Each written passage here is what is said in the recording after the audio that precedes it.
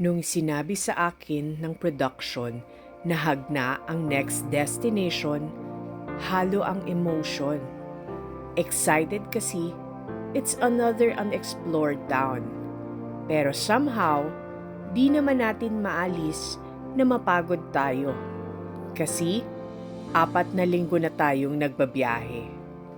Mula Talisay, 2 oras na bangka at 2 oras na biyahe via land. Nakakapagod din. Pero nung dumating ako sa Hagna, I felt something special. May relief, may kapahingahan, may feeling na para akong nakauwi kahit malayo ako sa tahanan ko. Siguro, parang tahanan ng Hagna. Dahil pinamumunuan sila ng isang ama na matatag, mapagmahal, at higit sa lahat, dalisay ang puso. Kamusta po kayo? Please come in. Pananampalataya ang sumalubong sa amin sa Hagna. May rondalya, may banda, at higit sa lahat, ang kanilang tradisyonal na panalangin. Sa bisyon ni Mayor Joseph, tsak ako, makakamit ng Hagna ang pagiging religious tourism capital, hindi lang ng Bohol, kundi ng buong bansa. Sabi ng marami, ang taong nalalagay sa kapangyarihan nagiging untouchable. Nalalagay sa pedestal. Tipong mahirap nang abutin. Mayroon mang ganon, naniniwala pa rin ako na mas marami pa rin ang mabubuting leader na sila mismo ang pumupunta sa kanilang mga pinamumunuan. Tingnan nyo itong si Mayor Joseph. Hindi lang leader at ama ng bayan, singer pa. Sample nga dyan, Mayor. Nandito po tayo ngayon sa bahay ng the best mayor ng Hagna. Tara, kilalanin po natin siya.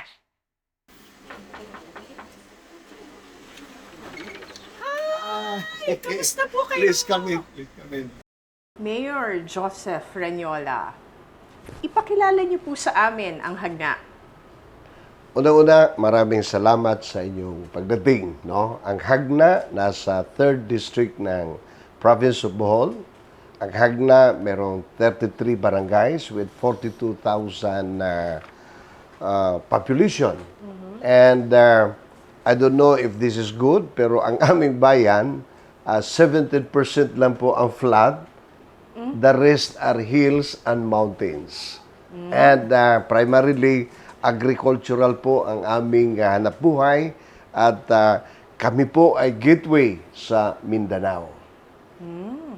So malapit po ang Hagna sa Mindanao. Napakalapit lalo na sa Camigen and a little further na doon na po ang Cagayan de Oro o kaya sa kabila naman ang Nasipid or Butuan. Lapit lang pala ang Hagna sa Mindanao. So marami rin po kayong mga bisita o marami pong mga, na-mention niyo po, no? Maraming mga estudyante The rin po. Boholanos are very adventurous. So, mas maraming Boholanos na sa Mindanao because we also considered Mindanao as a promised land.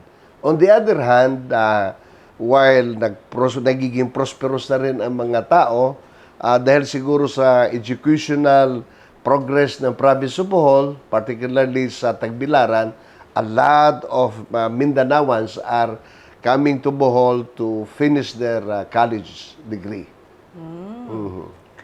Nakita po namin sa aming pag-ikot na very progressive po ang bayan ng Hagna. Very curious po ako, Mayor, paano po nakakatulong ang national funding para ma-attain ang sustainability using your local funds? Alam mo, without asking, no, and gusto ko rin sanang i-inject, Opo. I am an advocate for national budget. So, sinuwerte po tayo sa training and exposure natin, naintindihan natin kung gaano kalaki. Like for the year 2024, the budget for this year is 5.7 trillion. A question is, sa laki ng ating budget, magkano kaya dapat ang makuha sa ating bayan like Hagna aside from your national tax allocation. So, with that as an advantage, no, na experience natin, at talagang marami tayong nakukuha ng mga pondo para maisulong ang ating mga infrastructure program sa Hagna. Now, ang kagandahan din dito, kahit na minimal ang aming budget, sa this year, nasa 206 million na kami. With the national budget and with your local budget, at kapag ito ay pag-iigihan mo, no? Dahil meron ka ng pang-infrastructure, dapat magamit mo rin properly, no? And effectively yung iyong local budget. And this is the reason why medyo nagiging malusog ang ekonomiya at saka active ang aming mga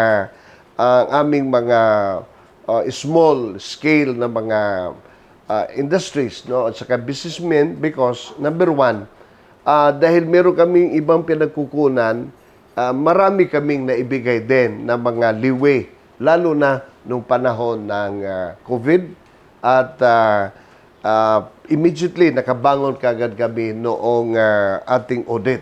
No, those are two powerful and talagang miserable na mga pangyayari, no, sa ating bansa, most particularly sa amin. But because of this, mayroon kang local budget na maasahan, nagiging sustainable ang lahat.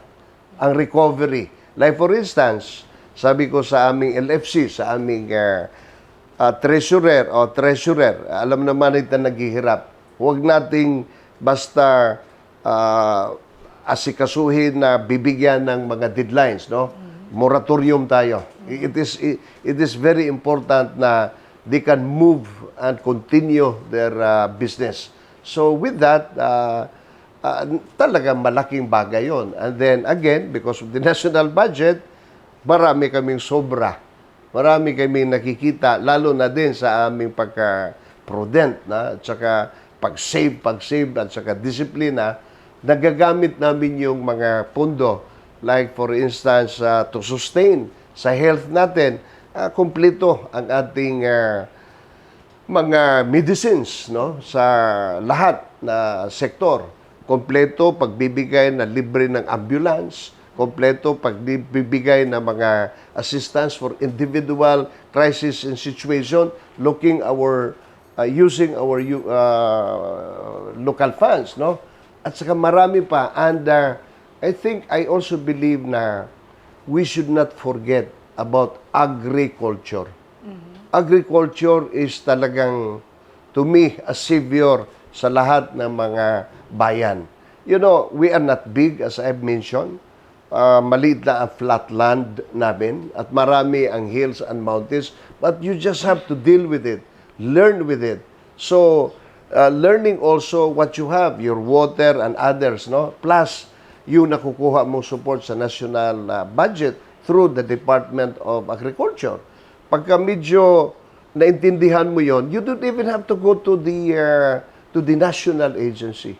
Doon ka lang, magpakilala ka lang sa regional level, at you just have to follow all the requirements. Immediately, they have programs on rice, corn, high-value crops, livestock, organic fertilizer, and even sa ibang mga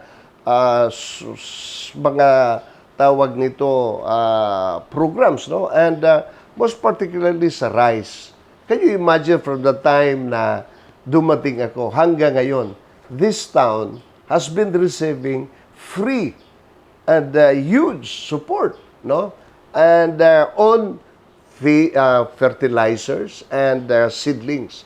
Libre talaga. Although, I must admit na nung una, medyo hindi kami tinitingnan ng pansin ng ating department to, dahil sabi nila, what can you do with a 12,000 hectares town? But you know, it's not about your size. It's about your understanding. If you only have 12,063 hectares, but you have only 42,000 people to feed, what you should achieve is yung tinatawag na self-sustainability. So, ang amin ngayon, from nothing, I started with 50, pero immediately reconsider 250 hectares, nagiging 500, 600, 700, 800 kami. Now, people out there, sa nakikita at naririnig ninyo, sabi niya, maliit yan, Mayor. Yes, it is true. Maliit, but rather than nothing. And if we can sustain, if we can reach, let's say, 1,000 hectares, 200 na lang ang hahabulin namin, no? We are self-sufficient. And I think this is all we need to address. We need to understand. We don't have to, para bang, be bombastic kaagad or grandiose kaagad. You just have to live and contain what do you have in your community. Actually, very impressive, Mayor, yung kwento mo, how you utilize your budget, tapos paano mo rin napagkasya kung ano yung meron para sa mga kababayan mo. At the same time, talagang you focus on food security rin, no? Kasi very important to, lalo na yung meron tayong mga disaster, mga ganyan. Pero nakafocus ka doon sa pagiging self-reliant ng bayan mo. And amazing din yung how you handle the budget. You know, no? I've seen a lot of politicians, and what really worries me is yung kanila kaagad na aspiration. Let's have all the bridges, all the roads, all the farm-to-market roads, all the infrastructure. We will have that, pero never sacrifice your stomach.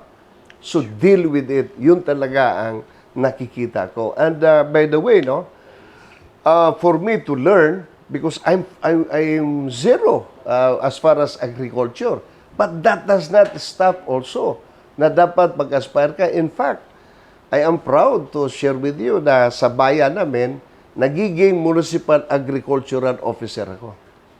Ako mismo ang MAU, kaya mayor na MAU, ang tawag sa akin, Mamaw. But I don't care, no? Kasi ang sinasabi ko kasi na nung tinignan ko ilan ang ating total land area, ilan ang ating agricultural land area, ilan ang rice, ilan ang corn, ilan ang high value crops, wala akong nakagawa, wala akong nakukuha na information at data. Immediately, pinasukan ko siya at I handled it on my own, hands-on ako. Talagang binigyan ko lahat ng mga empleyado namin and I also, you know, sad reality is meron kang gusto, pero the reality is wala din pala yung aking mga tauhan because yon ay dati sa administrasyon and, you know, they have only allocated, let's say, 50,000 pesos budget per year for rice. Di ho talaga balanse. So, binaliktad ko lahat yan and I empowered through guts na lang yan at saka I'm calling also yung mga experts, nagpag-guide ako from the regional office how to deal with it, ano ang mga points, etc. Crash course ako na husto and nakikita ko na, uy, madali pala. And people actually, when they understand you, although may resistance, pero pag nakita nila, now, pinapaharap ko sila, ikaw sa livestock, ilan ang baboy meron tayo sa ating bayan, ilan ang baka, ilan ang ano, and nasa ang mga barangays, sila mismo na-realize nila, wow, meron pala akong contribution. So it is really a matter of your strategy and you being persistent of things that you would like to achieve. Mayor, habang kinakaharap ng bansa natin ang energy crisis, why did you aggressively push for renewable energy? Even before I became a mayor, pinag-aralan ko na rin through the Comprehensive Development Plan ang province of Bohol. And yung pangyayari ng Yolanda, yung pangyayari ng iba pang mga earthquake na calamities at hanggang ngayon, no, inaasam ng province of Bohol na magkakaroon ng sariling power plant, sariling source. You know, the data from the Bohol province show that we need something like mga 120 megawatt. And right now, ang production na magagaling sa Bohol, wala pa yatang 8 megawatt. Dahil meron man noon, nasisira na rin noong last na bagyo. So, meron ka pang kailangan na 110 megawatts more. And these are all imported from Leyte, Cebu, and other parts through NGCP because there is this submersible pump between Leyte and Bohol, no? And I was also very happy to be given this opportunity na nakita ko sa US government through the Department of Energy, yung tinatawag na NREL, yung National Renewable Laboratory. Meron silang study sa entire country wherein pinapakita nila alin doon mga lugar na may mga potential wind. You know, in-scrutinize ko yan from Luzon, Visayas, yung nakita ko, wow, sa Bohol, merong a bit, no? And then if you study further, ito palang hangin, parang may tinatag na highway din, path, no? So, Hagna facing sa Misamis Oriental, going down to Camigen, ang labas yan, Hagna. Actually, there are 4 towns. Duero, Hagna, Garcia Hernandez, and Valencia. But I think pinakamalakas ang nasa Hagna. So, immediately, nung nakita ko yung opportunity, nag-organize kagad ako and slowly nag-i-introduce din ako. So, sa ngayon, dalawa ang aming tinitignan. Isang solar at saka isang wind power. Now, to aggressively push forward, lalo na sa pangalawang term ko na majority ng SB at saka Vice Mayor natin magkasama na, so it is very easier, no? It's more easier to move the project. And first, I think we will be the first LGU in Bohol, if not in the region, to have our own 5 megawatt. Nakabili na po kami ng 5 hectares na property, fully paid na siya. Meron na tayong access road doon, meron na tayong land development na inumpisahan doon, kiniklear na natin area, in-applyan natin ng ACC, and we have already talked to to the DBP, Development Bank of the Philippines, no? And it's just really a matter of months. Magkaroon na kami ng sarili naming 5 megawatt power on solar. Now, while doing this, we are preparing also. There's this big group. This we cannot attain without their help. Another private individuals from Manila who are our good friends with their technical expertise also. They came here and they have validated. Nakita nila yung nasa NREL na ano nila. So, soon we will have our MITMAS. This is the first requirement na to start a wind farm. Now, I would assume na siguro before middle of the year, makaumpisa na ang MITMAS, no? And gathering data na almost mga 6 months to 1 year. So next year, baka makapag-umpisa na rin kami sa wind farm. Because pagka nangyari yan, Ms. Mia, that would be a great help not only for the town of Hagna, but as well as the province. Because right now, marami ang nag-a-attempt, kaya lang, hindi nagsasucceed, no? Simply because siguro yung tinatawag na chicken and egg, sino bang mauna? Investor or ang local? So, we took the initiative aggressively, as you have said, talagang ginagawa namin. And here, we are not only a zero corruption area or LGU. We are partners in the development. They will not be spending anything. No corruption po talaga ang ginagawa natin. Walang manghihingi sa opisina ng mayor, walang manghihingi sa SB, ibibigay sa kanila lahat. As a matter of fact, kami ang nag-facilitate to survey the place. Kami nag-facilitate, nakakausapin ang mga lot owners, no? At kami rin nagtulong-tulong na ngayon sa lahat. they have understand. You know, we have this practice now on information and education to the Hagnaanos. And I think that is also one great, ano tawag nito, motivator, no? Na when people are properly informed and people are well educated on what you are doing and what you are supposed to do for the town, like sabi ko sa kanila na especially sa solar, bababa, no? Bababa because ang income ibigay as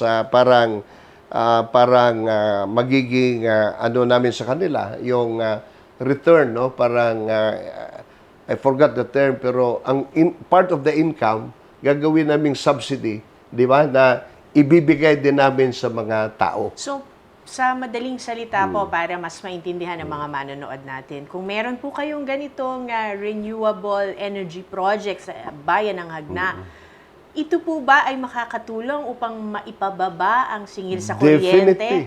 Yan po. Opo. Definitely. And also, not only to go down, especially sa ating nilook forward na wind farm, tremendous ang income generation. Yun ang sinasabi ko sa aming local finance committee, especially sa ating treasurer. Sabi ko, Tres, tama, mandated kayo na kulikta kayo ng kulikta, etc. Pero pinapahirapan natin ang maliliit. Let's look for a bigger opportunity for that bigger income na yun ang talagang bubuho sa ating taon. Dahil kapag merong mangyayari yan, Ms. Mia, and I'm certain, ganun ka ako agresibo, na talagang naniniwala ko, it will happen because we are doing this. So far, wala pa kaming ginagawa sa Hagna na hindi nangyari because talagang tulong-tulong kami. Tulong-tulong, no? So, the upcoming wind farm is something like mga 80 to 100 megawatt yan. And you know what it means. Now, you know what it means. No less than 5 billion capitalization will be coming in sa bayan namin. So, the property tax, the equipment, everything, no, maraming mai-improve na ano, and that's the time na siguro madubli ang income namin sa aming bayan because I have seen it also in other places. Hindi na ito parang hula-hula lang. I have seen places na those LGUs na talagang they have succeeded, no? Or merong mga renewable na nag-succeed sa lugar nila, prosperous talaga sila. Lumalaki ang kanilang kita. And I have seen it actually sa kanilang data through the budget of expenditures and sources of financing wherein makikita mo talaga ang mga financial considerations na isang lugar. Yes, ma'am. Very impressive ang mga project mo dito sa Hagna, sir. Hindi lang siya, alam mo, sa totoo lang, sa nakikita ko, yung project mo na to, parang pang national ka mag-isip, kakaiba. At talagang ang laki ng matutulong nito sa mga taga-Hagna kasi ang laki rin ng income na papasok sa bayan nyo. My training and my exposure is really more on the national level. And that's the reason why I'm motivated to run. Because I believe, tama na rin sa edad ko, payback time na rin ni Raniola na babalik sa bayan niya at ibubuhos na. In fact, nababaganan pa ako. Kung hindi lang ako nag-a-adjust sa kanila at ang tao nag-a-adjust at wala lang talagang politika pala, there are so many things we can achieve. But because sometimes, yun na nga, ikaw ba'y tatanggapin ng mga tao? Or ang mga tao ba matanggap mo? Di ba? Do they deserve? Kasi, alam mo, hindi biro I lost twice. And I don't mind. Talagang, failures sometimes strengthen you. Talagang nakakapagpatibay yan. The more mo ako pahirapan, the more mo ako padapain, the more natatayo ako para ipapakita ko nga things can be done. Very inspiring ang determination mo, Mayor. Kakaiba. Ramdam na ramdam ko. Actually, pag umikot ka sa bayan ng Hagna, kakaiba rin talaga yung makikita mo at ang laki ng development ng area na to. Mayor, aside from renewable energy, very aggressive din po kayo when it comes to infrastructure. Can you share us some thoughts? You know, bago din ako nagiging mayor, I did my homework first. So, syempre, ang unang problem namin is water. Nagiging murky, no? Lubog sa Bisaya, no? So, nawalan kami ng source at saka nagpuputukan yung mga substandard na mga pipes na naitayo noon. So, number one, kapag wala kang tubig, di ba? And we have addressed that now. In fact, as you arrived today, andito ang Philippine Rural Development Program ng World Bank through the Department of Agriculture. Kami yata so far ang the biggest beneficiary on grant on water system. If not sa province and region, I think wala pa kaming sa study. Sila din ang nagsasabi na so far ito ang una. Now, can you imagine ngayon, this is a grant with 10% equity lang, which is manageable because we have our funds also, local funds. Now, wala kang binabayaran at all.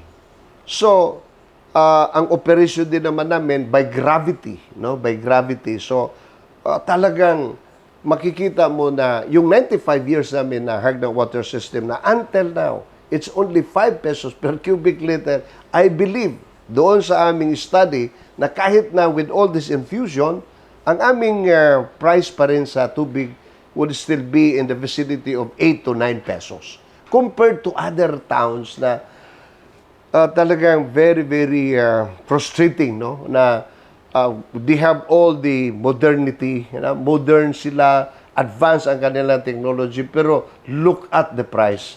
And I think this is also a challenge that I'd like to pose to the other LGUs. Do not get your funding from private not all private capitalization is appreciated and ganun ka-effective. Kung meron kang modern, meron kang advanced na technology, ibibigay mo, pero at the expense of the mamamayan because ang kanilang per cubic liter is 40 pesos, 50 pesos, that's not anymore a service. Pinasok mo ang negosyo. So, what are we here for? I thought ang serbisyo natin is tubig, number one. So, we have addressed that. Number two, ang aming garbage. Ang garbage, like other towns, pinatawag po ako sa, I will receive a letter from the Department of,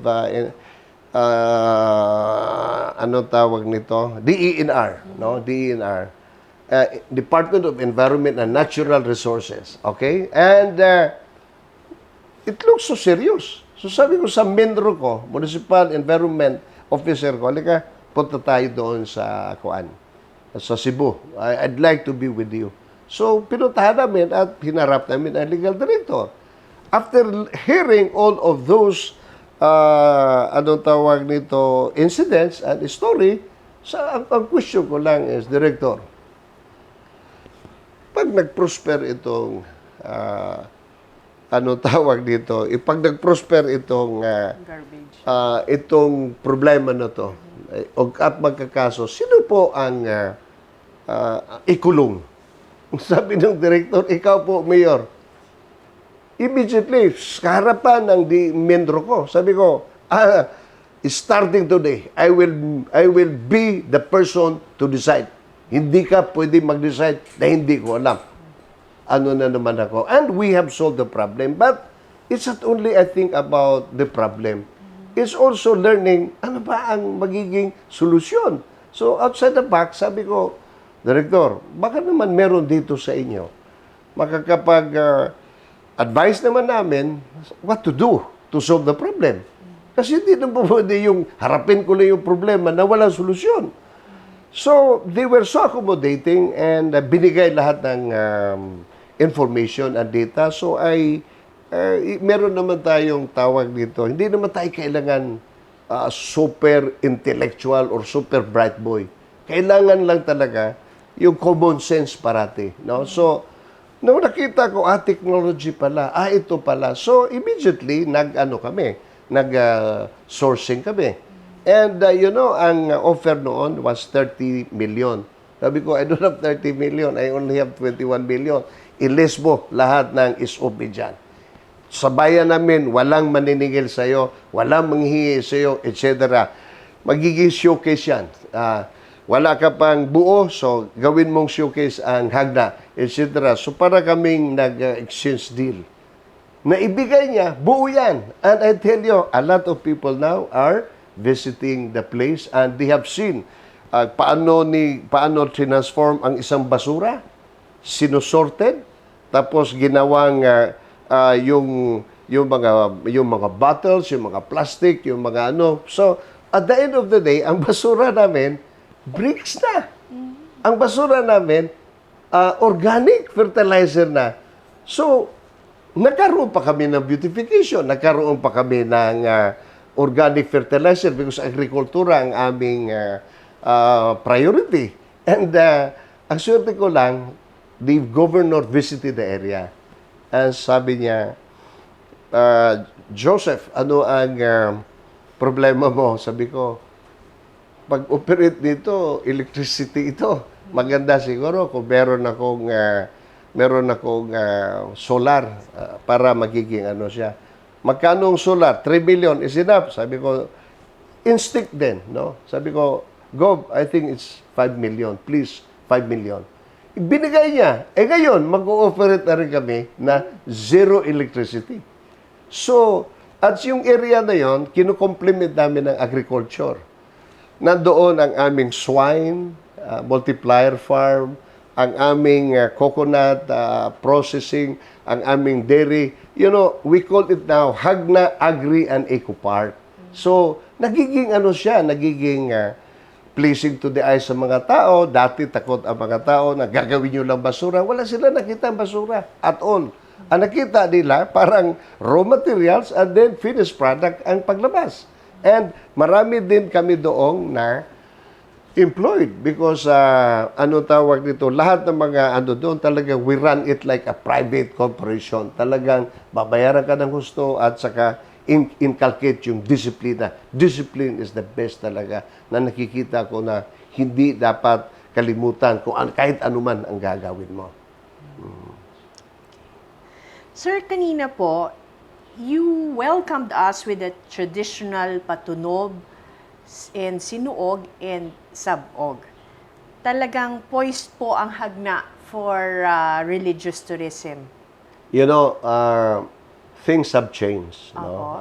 Marami ng pagbabago sa mga kabataan natin. They seem to forget na yung pinaka-basic natin, which is faith. No? So, binalik natin yan because nakikita ko rin na even sa aming mga LGU workers, no? Kailangan na focus ka, but at the same time, anong tawag nito, yung discipline ang mga tao, no? So, but ang hirap naman i-discipline kung sinabi mo lang gusto ko. So, ibalik mo ang tradisyon, and we are blessed in Hagna. Meron kaming Birhen sa Barangay Shrine. Meron kaming San Pedro Calungsod Shrine. At the same time, yung aming church na St. Michael Archangel Church is also a pilgrimage site. So, saan ka nakakita ng isang bayan blessed of all these things? So, sabi ko, merong programa ang gobyerno, yung tinatawag nila na faith tourism. So, yung dream namin na magiging religious capital na i-connect namin doon sa faith tourism program ng ating national government. And right now, it has unified us also. No? The Hagnaanos from Davao or Mindanao, nagkaisa sila. Kaunting mga contribution, umaabot na sila doon mga almost 1 million. Ang mga tao sa Manila, ang Hagnaanos sa Manila, Hagnaanos sa Cebu, and Hagnaanos all over the world, kahit na maliliit, nakapag-umpisa na po kami. And once na matapos yan, it's about 50 feet na Birhen sa barangay na tawag nito, statue. And you know, to me also, I never grew up completely with my parents, but I have seen my mother as a very, very religious person. Kahit na anong problema noon, 12 kami sa family. 6 na lalaki, 6 na babae. She was only an ordinary teacher. My father was only a carpenter. Who else would you go to except the Lord? Kahit na gaano kalaking utang, sino nang pinag-utangan, kahit na malaki ang problema, you know. Pero ano niya yon, na anong tawag niya, na Strong yung overcome niya, ang faith niya. I've seen that, and slowly kami din, kahit papano, nagkaroon din naman ng opportunity. So I think it's about love to your parents, love to your God talaga, and bring that religiosity in you. I think would be the best tool also na people will understand how serious you are in your governance. Mayor, paano niyo po nababalanse ang kaunlaran, tradisyon at kalikasan? Common po kasi sa ibang LGU na isa o dalawa sa factors na yan ang prevalent habang nawawala naman po yung iba. Simply, you don't abuse. You don't abuse. Sa bayan namin, 33 na barangays, isang barangay kapitan doon, tao ko yon. Isa yun sa pinakamalaki na voting population. I simply get rid of him. Pinaalis ko, I'm warning him, pinakulong ko na yung ibang mga tao niya. I'm just hoping na makuha ko siya hand-on talaga na personally, dahil gusto ko na ano. So, you know, respect of kalikasan. And Hagna is again mountainous area. No, more than 80% hills and mountains yan. If you do not protect your environment, then you are just like putting there a time bomb waiting to explode, di ba? So hindi po pwede 'yon. Talagang, and again, kung talagang seryoso ka sa paninirbisyuhan mo, ang tradisyon makakatulong. Ibalik mo being religious. Tradisyon natin yan. Di po ba?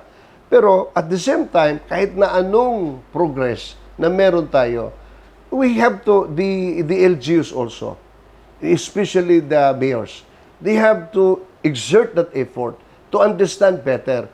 Ano ba itong mga consequence at ano ba itong area mo? Meron ba dapat ito i-protect, etc.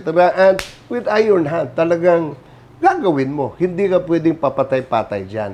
Because once na i-allow mo, di ba? At wala. Ngayon, everyone is takot na basta mamutol ngayon. Kasi alam nila that their mayor, their local government unit is talaga very strong when it comes to implementing the environmental measures. Okay. Mayor, sabi niyo po dito sa Hagna, bawal ang babaero, bawal ang magnanakaw, at bawal din po ang SOP. Saan po nanggagaling ang matibay na foundation ng virtue ng honesty niyo? Alam mo, sa totoo lang, mahirap gawin pero masarap din na magawa. No? And tama yon, yung previous na administration, talagang nakita ko at nakita din naman ng bayan namin na notorious siya sa mga ganung bagay. At pilit kong ibinabalik ang respeto, ang integridad. So, alam mo, that's very common sa isang LGU na nagiging close na with each other, etc. Tapos, meron ka agad na mga indecent or unnecessary na mga relationship. Yun ang nakakasira eh. So, immediately, sabi ko, walang mambabae talaga. Literally. No, walang mambabae. Pwedeng a single male to a single female, okay yun. Pero pag ikaw lalaki ka, makipag-associate ka sa isang babae na either single or married, no talaga yon. It has been proven, talagang pinapaalis ko yung mga ganon. Dahil ako mismo, hindi naman sa nagmamagaling po tayo, pero marami na rin tayo nagawang mga kasalanan. So, enough is enough. So, we have to teach and make sure na yung mga kasama natin, naintindihan ka rin nila. So, yung corruption, you know, learning that the national budget is in billions and in trillions. Ninanakaw. Pati pa ba itong maliit na budget na meron tayo sa bayan natin, nanakawin pa rin? Nanakawin mo ba ang pera na ibigay mo dapat sa medisina? Pag sa mga kahirapan nila, etc. Unfair na unfair. Kung papasok ka sa public service, forget all about the vices. Be focused. Listen to your heart. Listen to your mind. Kahit anong gagawin mo lahat na sisirain mo ang masama if you want your leadership to be respected. Leadership by example, yun po talaga ang kailangan. So, no corruption, no indecent things dito, walang mag-aabuso. Rest be assured also na kami mga officials dito, di kami nag-aabuso. Pag may ikinukulong, kulong talaga yan. Hindi kami humihingi na balato at hindi po pwede ganon. So, pantay-pantay lang po ang lahat sa hagna. At matagal na natanggap nila. But now, I can see the happiness, no? Even my wife, alam niya, di naman ako magluluko, di ba? Tsaka, yung mga iba din natin na mga kasama. Dahil, parang I feel pain also na, halimbawa, ikaw taga LGU ka, ikaw ang asawa ng Vice Mayor, halimbawa lang, di ba? Mag-uusap ako at saka asawa ko at saka ikaw, saka nakikita ng Vice na kaming dalawa pala, marami pala kaming kalukuhan, hindi ba kaplastikan yon? Hindi ba immoralidad yon? Hindi ba pagsira yon ng mismong panindigan mo? So, kung hindi ka maka-stand about it, then don't go to public service. Public service about real, genuine service. Respectability ang kailangan. Mahirap. So, kung hindi mo kaya, umalis ka. Okay. Mayor, you surprised your fellow kababayans on June 2023 when you announced na you plan to step down from office. Kasi feeling nyo mas makakatulong kayo sa hagna when you are not in power. But in December, you changed your mind. Bakit po? Yeah. Alam mo, dream ko nagiging mayor. Opo. Bata pa ako noon, I was driving, sabi ko sa mother ko, Mama, one day I will be a mayor sa bayan natin. Sabi niya, di ba po nga akong lulukuhin? Dahil alam nila na imposible talaga na dream. Pero you know, I'm a very persistent person. So, pinaghirapan ko lahat ito. Now, in that journey, 2 beses ako natalo. Hindi ako nakakarinig ni isang word na masama from my wife. No? 2 beses na rin akong nananalo.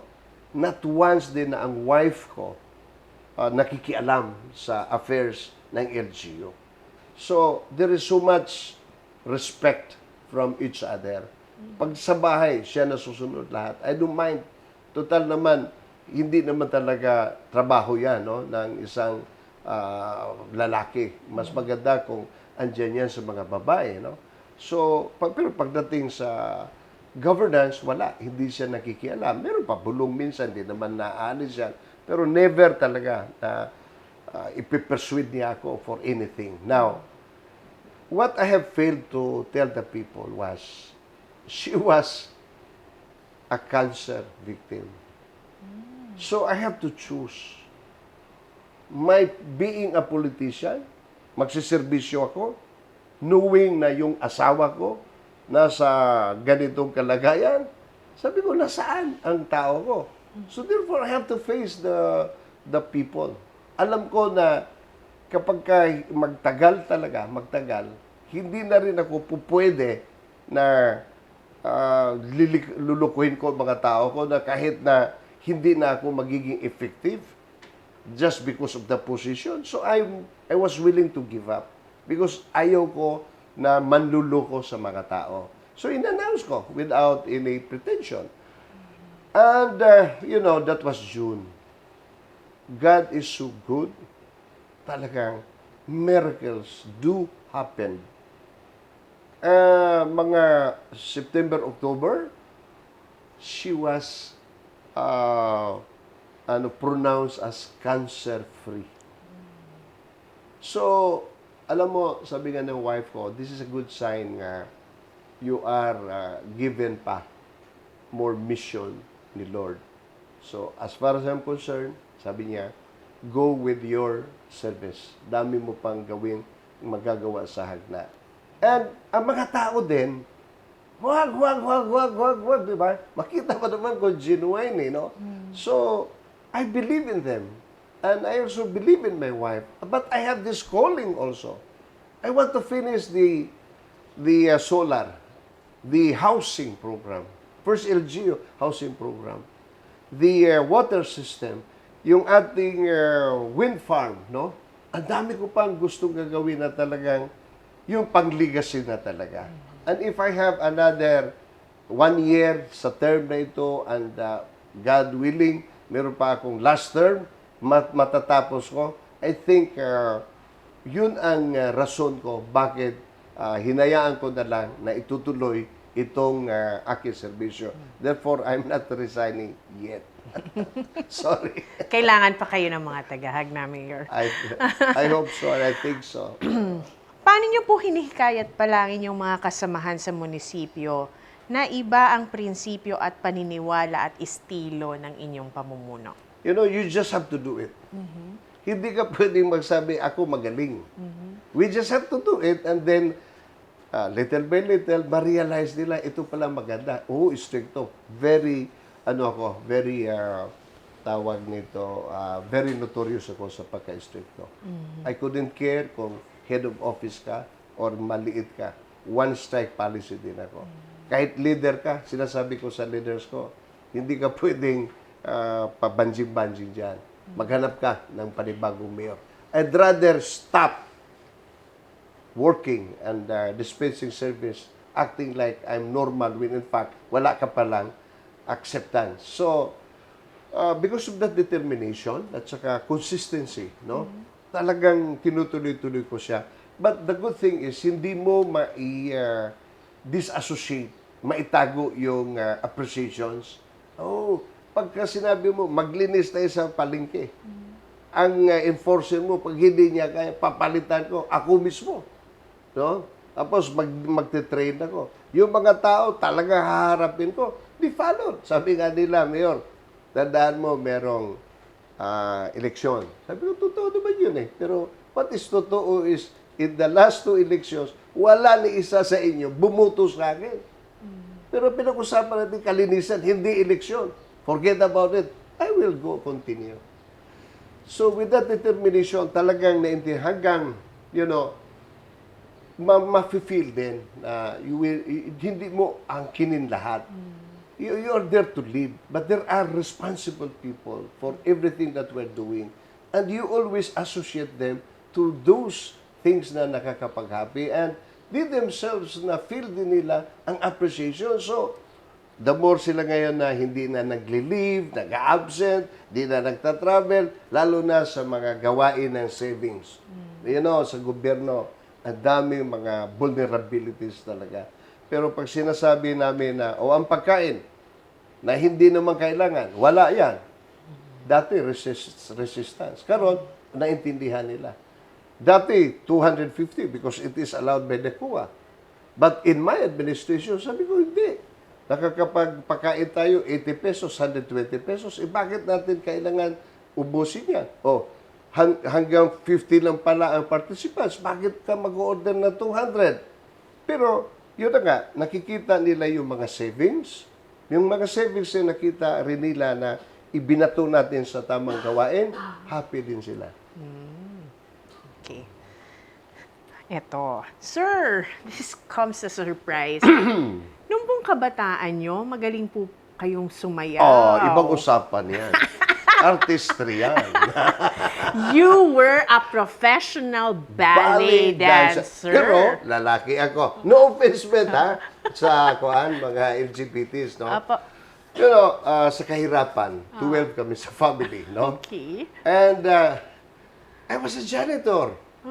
I saw this newspaper which looked for applicants na kapag daw pumasa kami, meron kami academic scholarship. Sabi ko sa kasama ko, pare, ano ba academic scholarship? Sabi niya, yung mga aral, pinasukan ko yon. I am determined to finish. And you know, we have aspirants more than 150, cut into 75 to 30, tapos ginawa kami ng mga finalists, etc. I topped the audition. Yon. Okay? So magaling sumayaw talaga ito si Mayor, ha? Well-trained. Well-trained ako because I was never been trained, no? Gusto kong ipakita yung aking galing. Can you stand up? Me? Yes. Oh. Okay. You know, Okay. So you have to follow me when I say, give me your first position sa feet. Yeah. Okay. Open a bit. Okay. And then you have to give me your brava. Like this? You lift it higher to your breast level. Okay. That's your first position. I see. You open it, that's your second position. Okay. And you raise your other arm, that's your third position. And your fourth position. And then you say hi and say thank you. Yeah. Okay. Sorry, folks. I just not sharing, what we learned before, discipline Okay. and fast learner. So, yun din ang ginawa ko ngayon. The things that I'm doing right now is all about discipline in the arts. My former director, Mrs. Felicitas Radaich from the Dance Theater Philippines, of which we were trained on this syllabus, ballet syllabus from the Royal Academy of Dance of the of London under the patronage of Her Majesty the Queen of London. See, na-elevate tayo. From a mere janitor, messenger, waiter. World class. Tapos, Performer. I was performing, di ba? Malaki yon. Hirap pero masarap. Katulad din yun ng, as a mayor, you perform. You have to perform. Without a result, you're nothing. Talagang bukod sa magaling sumayaw, yung natutunan nyo, yung discipline, dala nyo pa rin hanggang ngayon, Yes. Mayor, no? So, paano naka-impluensya yung mga proyekto and passion nyo for culture and the arts? Sabi ng aking directors, if it's all infrastructure and there is no culture, it seems that your town has no soul also. Culture, arts. After delivering, tinapos ko ang aking budget. When I assume as the mayor, talagang ginawa kong transparent, nagiging accountable, equitable ang aking budget. Ginawa kong responsible ang ating mga tao, whether job order ka, or regular ka, or official ka. And then, tinututukan mo lahat ng mga lahat ng infrastructure mo, no? On water, things like that. Tapos, but you see, at the end of the day, what happened to you as a person? Who are you as a person? So, who is Hagna as a town? So, you have to know the history, the culture, and the arts. And people must understand and adapt it again. No? Kaya meron tinatawag na renaissance, reborn, di ba? Revival. No? So, these are the things na dapat talaga i-address din natin. And in my town, we have the best cultural center in the entire province. Oo nga, Mayor. Air-conditioned. Nakita ko ang laki. Anong seating capacity nito? Almost 2,000. Wow. Talagang andun yung pag-aalab ng damdamin mo para sa culture and arts. Nagpapatulong kami sa Cultural Center of the Philippines through the Tanghalang Pilipino and other experts. So, tinuruan kami paano i-transform and i-rehab yung aming gymnasium, paano ang stage, and then ginastusan natin yan.